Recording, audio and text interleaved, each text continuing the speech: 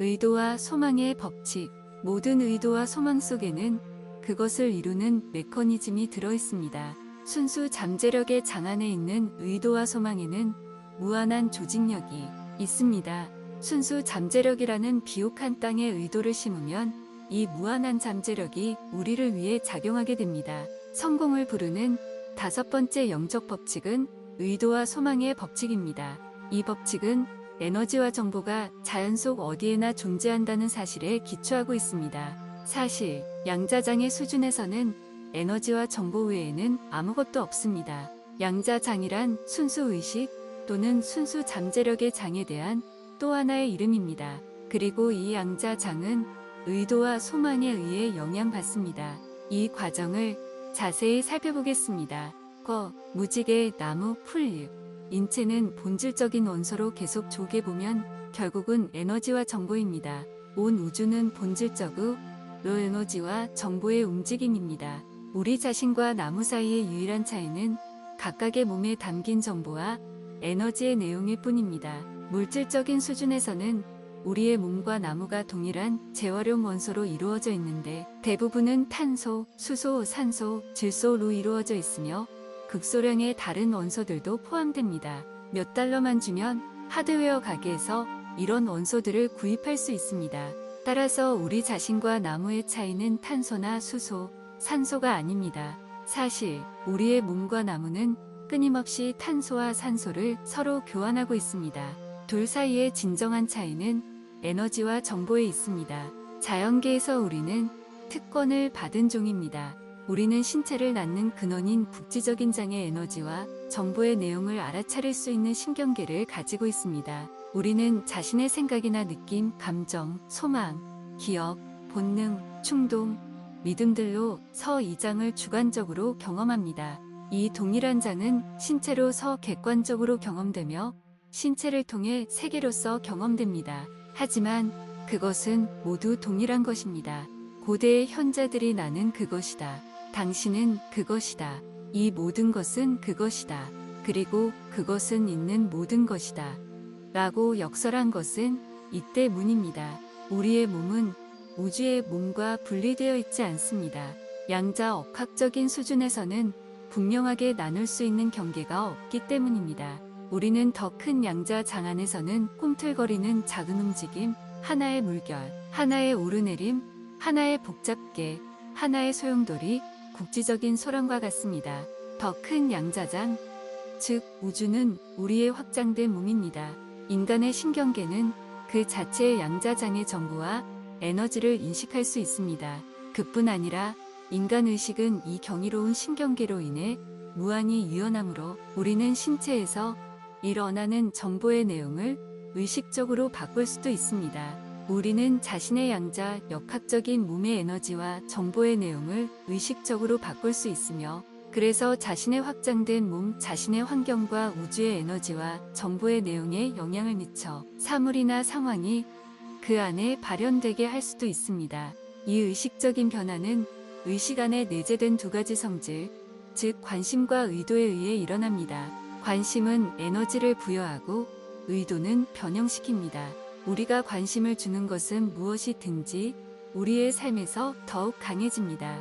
우리가 관심을 거두는 것은 무엇이든지 약해지고 해체되어 사라질 것입니다. 반면에 의도는 에너지와 정보의 변형을 유발합니다. 의도는 스스로가 이루어지도록 조직합니다. 성공을 부르는 영적 법칙들이 연이어 함께 작용할 경우 관심의 대상에 의도를 부여하면 의도된 결과가 일어나도 록시공간에서 일어나는 무한한 사건들이 조율될 것입니다. 관심이라는 비옥한 토양 속에 심어진 의도는 무한한 조직력을 지니게 되기 때문입니다. 무한한 조직력이란 시공간에서 일어나는 무한한 사건들을 조직하는 힘을 말합니다. 이 무한한 조직력은 모든 풀잎 안에서, 모든 사과꽃 안에서, 우리 몸의 모든 세포 안에서 관찰됩니다. 살아있는 모든 것 안에서 관찰됩니다. 자연계 안에서는 모든 것이 서로 관련되며 다른 모든 것과 연결됩니다. 마먹고를 파고 사는 다람과 동물은 땅에서 나와 뛰어오릅니다. 새들은 어느 계절에 어떤 방향으로 이주하기 시작합니다. 자연은 교양학입니다. 그리고 그 교양은 창조의 궁극적인 토대에서 고유히 조직적으로 연주되고 있습니다. 인체는 이 교양학의 또 다른 좋은 예입니다. 인체의 세포 하나는 초당 약 6조 가지의 일을 하고 있으며 동시에 다른 모든 세포가 무슨 일을 하고 있는지를 알고 있습니다. 인체는 동시에 음악을 연주하고 세균을 죽이고 아기를 만들고 시를 암송하고 별들의 움직임을 관찰할 수 있습니다. 무한 한상호 관련의 장이 그것의 정보장의 일부이기 때문입니다. 인간의 신경계가 놀라운 점은 의식적인 의도를 통해 이 무한한 조직력을 지휘할 수 있다는 것입니다. 인간의 의도는 에너지와 정보의 단단한 그물망 속에 고정되거나 갇혀있지 않으며 무한한 유연성을 지니고 있습니다. 바꿔 말하면 자연의 다른 법칙들을 위반하지 않는 한 우리는 자연의 법칙이 우리의 꿈과 소망들을 이루도록 의도를 통해서 문자 그대로 명령할 수 있다는 것입니다. 무한한 조직력을 지닌 우주의 컴퓨터가 우리를 위해 일하도록 만들 수 있습니다. 창조의 궁극적인 토대에 의도를 심을 수 있으며 의도를 심는 것만으로 무한 한상호 관련의 장을 활동시킬 수 있습니다. 드러나지 않은 것을 소재로 하여 드러난 것으로 표현하려 하는 순수 잠재력이 노력 없이 자연스럽게 마찰 없이 흐를 수 있도록 기초 작업을 놓는 것은 바로 의도입니다. 한 가지 주의해야 할 점은 자신의 의도를 인류의 유익을 위해 사용해야 한다는 것입니다. 우리가 성공의 7가지 영적 법칙을 내면화하면 자연히 그렇게 됩니다. 의도는 소망의 뒤에 있는 진정한 힘입니다. 의도 자체만으로도 매우 강력합니다. 의도는 결과에 집착하지 않는 소망이기 때문입니다. 반면에 대부분의 사람들은 소망할 때 관심의 대상에 집착하므로 소망 자체만으로는 힘이 약합니다. 의도는 다른 모든 영적 법칙들에 위배되지 않는 소망이며 특히 성공을 부르는 6번째 영적 법칙인 초연의 법칙에 엄밀히 부합합니다. 초연함과 결합된 의도는 삶의 중심을 두게 하고 지금 이 순간을 자각하게 합니다. 지금 이 순간을 자각하는 가운데 행위가 이루어질 때 그 행위는 매우 효과적입니다. 의도는 미래를 위한 것이지만 관심은 현재에 둡니다. 관심을 현재에 두고 있으면 미래를 위한 의도가 실현될 것입니다. 미래는 현재에 창조되기 때문입니다. 우리는 현재를 있는 그대로 받아들여야 합니다. 현재를 받아들이고 미래를 의도하십시오. 미래는 우리가 초연한 의도를 통해 언제나 창조할 수 있는 것입니다. 하지만 그러기 위해서는 결코 현재를 거부하지 않아야 합니다. 과거, 현재, 미래는 모두 의식의 자산입니다. 과거는 회상과 기억이고 미래는 기대이며 현재는 자각입니다. 그러므로 시간이란 실은 생각의 움직임입니다. 과거와 미래는 둘 다 상상 안에서 탄생하며 자각인 현재만이 실제하며 영원합니다. 그것은 지금 있습니다. 그것은 시공간, 물질 그리고 에너지를 위한 잠재력입니다. 그것은 그 자체를 빛이든 열이든 전기든 자력이든 중력이든 추상적인 힘들로서 경험하는 가능성들의 영원한 장입니다. 이런 힘들은 과거나 미래에 있지 않습니다. 언제나 지금 있습니다. 이런 추상적인 힘들에 대한 해석은 구체적인 현상들과 형태를 경험하게 합니다. 추상적인 힘들에 대한 기억들의 석들은 과거의 경험을 창조하며 그 추상적인 힘들에 대한 예측된 해석들은 미래를 창조합니다. 그것들은 의식 안에 있는 관심의 성질들입니다. 이런 성질들이 과거라는 점에서 노연할 때 현재의 행위는 미래의 창조를 위한 비옥한 토양이 됩니다. 현재의 이 초연한 자유의 바탕을 둔 의도는 우리가 소망하는 것이 무엇이든 그것을 창조하기 위해 물질과 에너지, 시공간의 사건들을 적절히 혼합하는 촉매로 작용합니다. 만일 우리가 삶의 중심을 두고 지금 이 순간을 자각한다면 장애물이라고 여겨지는 것들의 90% 이상을 차지하는 상상에서 비롯된 허구적인 장애물들이 해체되고 사라집니다. 나머지 5에서 10%의 장애물들은 하나로 집중된 의도를 통해 기회들로 전환될 수 있습니다. 의도를 하나에 집중한다는 것은 하나의 목적에 관심을 고정시키고 바꾸지 않는 것입니다. 하나로 집중된 의도란 불변의 목적에 집중된 관심이 장애물로 인해 흩어지도록 놓아두지 않으면서 의도된 결과에 계속 관심을 두는 것을 의미합니다. 자신의 의식에서 나오는 모든 장애물은 예외 없이 완전히 제거됩니다. 우리는 강렬한 열정으로 목표에 전념하면서도 흔들리지 않는 고요함을 유지할 수 있습니다. 이것이 초연한 자각과 하나로 집중된 의도가 함께할 때의 힘입니다. 의도의 힘을 활용하는 법을 배우면 원하는 것은 무엇이든지 창조할 수 있습니다.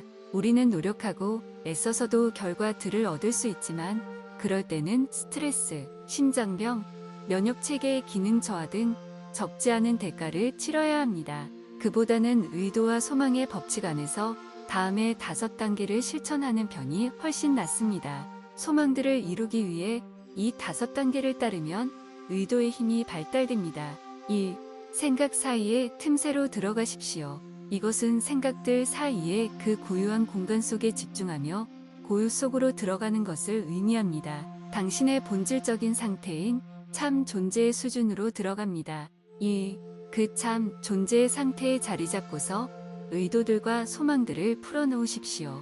당신이 실제로 그 틈새 안에 있을 때는 생각이 없고 의도도 없습니다. 하지만 그 틈새에서 빠져나올 때 곧 그 틈새에서 생각으로 연결되는 지점에 의도를 심습니다. 만일 당신이 일련의 목표들을 가지고 있다면 그것들을 종이에 적어 놓은 뒤 생각 사이에 틈새로 들어가기 전에 그 목표들에 의도를 집중하십시오.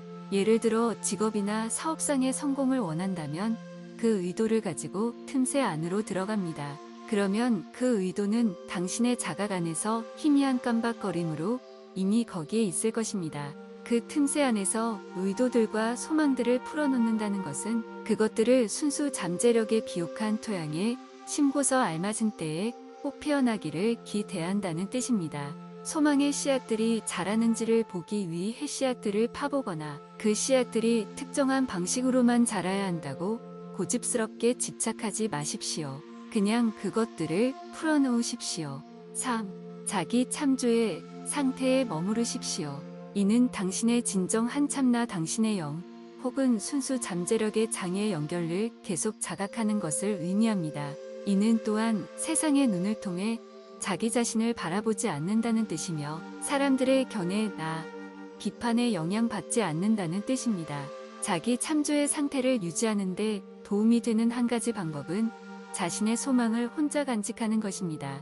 당신과 똑같은 소망을 가지고 있다고 말하거나 긴밀한 유대를 맺고 있는 사람을 제외하고는 어느 누구에게도 소망을 말하지 마십시오. 결과에 집착하지 마십시오. 이는 특정한 결과가 나오기를 완고히 고집하지 않으며 불확실성의 지혜 안에서 살아간다는 뜻입니다. 또한 비록 결과가 어떨지는 알지 못해도 삶이라는 여행에 주어지는 모든 순간을 즐긴다는 뜻입니다. 5. 세부 사항들은 우주가 알아서 처리하도록 맡기십시오. 의도들과 소망들을 그 틈새 안에 풀어놓으면 그것들은 무한한 조직력을 갖습니다. 당신을 위해 모든 세부 사항들을 조율하는 의도의 무한한 조직력을 신뢰하십시오. 당신의 진정한 본성은 순수한 영혼이라는 것을 기억하십시오.